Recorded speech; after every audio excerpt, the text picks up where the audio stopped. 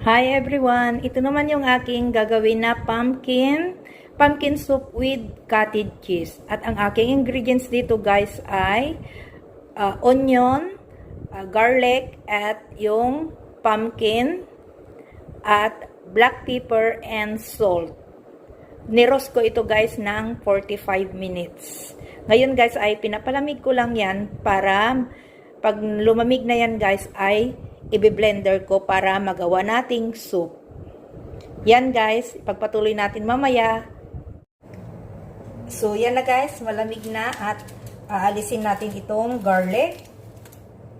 At ganito lang pag-alis ng kanyang skin guys, ipipress lang natin na ganyan.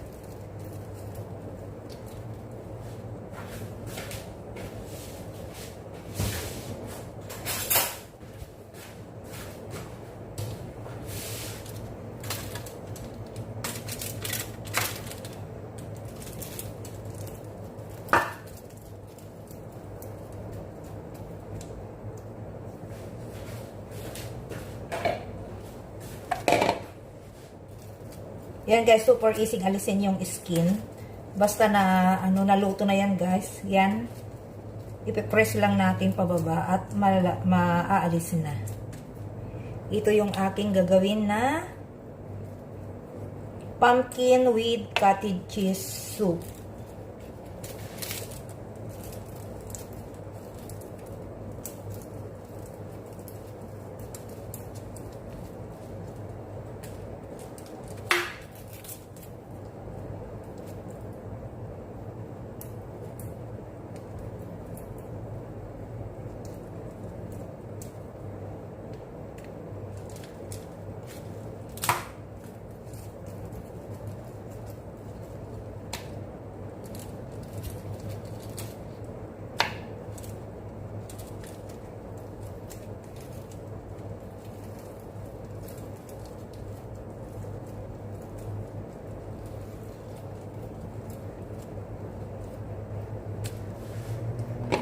So, ito na guys. At ito yung yung aking onion.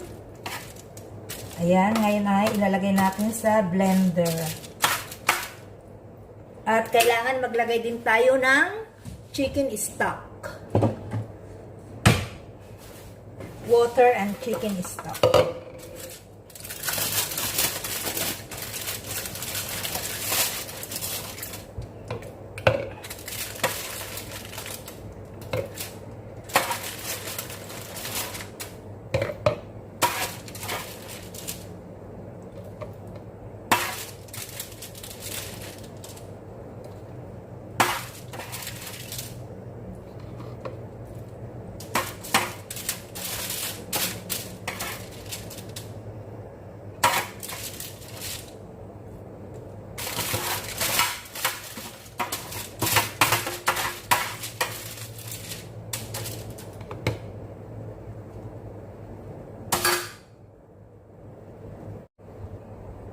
So, ito na guys yung ating pumpkin. Ngayon masyadong marami kaya bawasan ko. Para magkasya yung ating cottage cheese. Ito yung cottage cheese guys. Maglagay lang tayo dito ng mga ilang kutsara. Depende na sa inyo na pagtansya guys. Ayan. Tsaka natin maglagay ng tubig.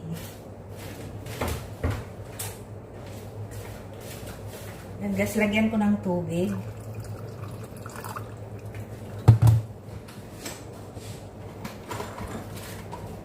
At yung chicken stock. Chicken cubes. Yan guys. Chicken cubes. Ayun ay i-grind natin. Yan, super easy guys. Super easy ang aking soup na ating gagawin.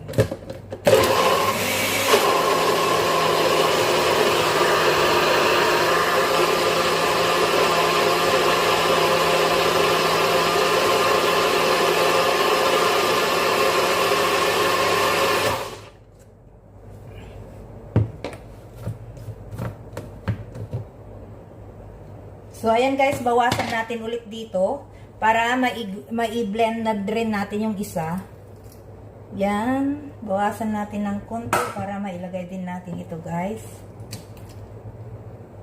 At maglagay na rin lang tayo ng isang kutsarang cottage cheese.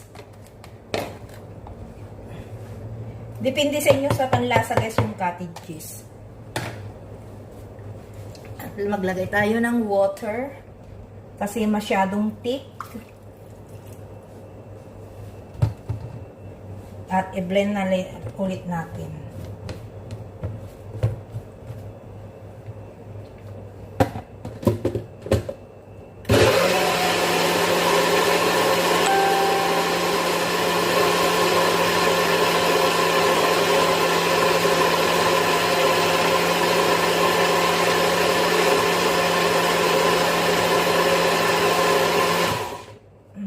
So, ito guys yung ating roasted pumpkin and cottage cheese soup. Ayan. So, masyadong thick. Kailangan timplahin natin ng tubig guys. Oh, so, yan na guys yung ating pumpkin. Yan guys yung ating pumpkin. Kailangan pakuluin natin siya. At ito guys, depende sa inyo guys. Ayan guys, titimplahin ko sa tubig para hindi masyadong malapot. Ayan. Depende sa inyo, sa gusto nyo guys kung gaano kalapot yung gagawin yung soup. So, ito guys yung ating roasted pumpkin soup with cottage cheese. Ayan guys.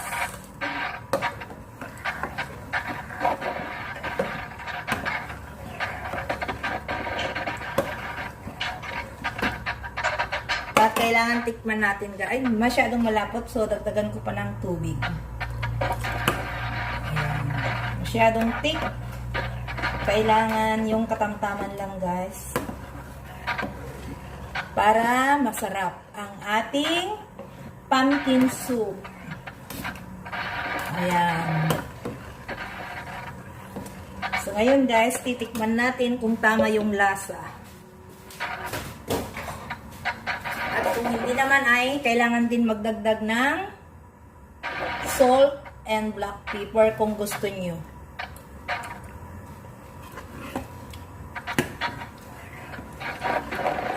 Magdagdag ako guys ng kunting asin. Kunting salt.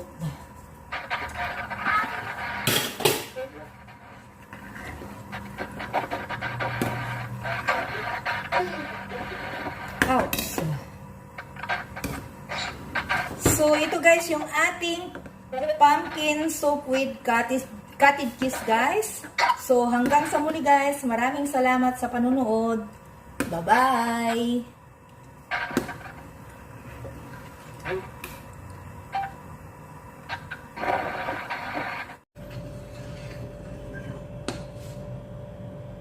So, ito na guys yung ating pumpkin soup. Ready to serve na. At ngayon ay ito ilalagay ko sa ating soup bowl. Yan. At maglagay tayo ng garnishing.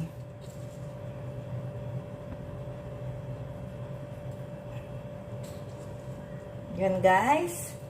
At maglagay din tayo ng extra virgin olive oil sa ibabaw. So, yan lang guys. Ready to serve na ito guys. Thank you for watching. Maraming salamat. Bye!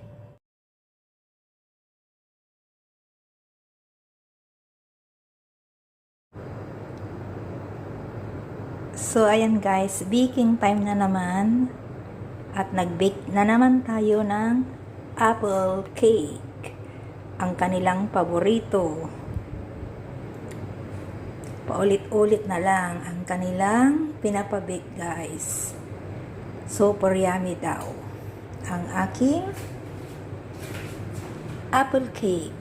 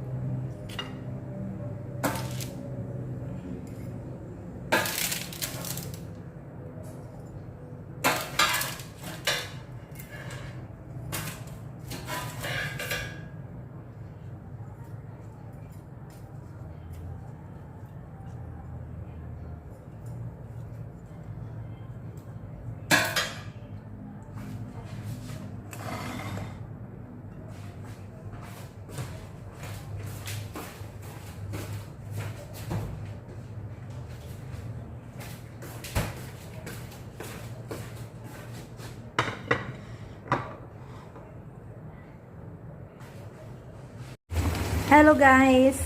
Yan guys ang aking ulam for lunch. Nagtry akong nagluto ng adobong manok with okra. Nagtry ako guys at kailangan ko pang lutuin hanggang malapot ang kanyang sabaw.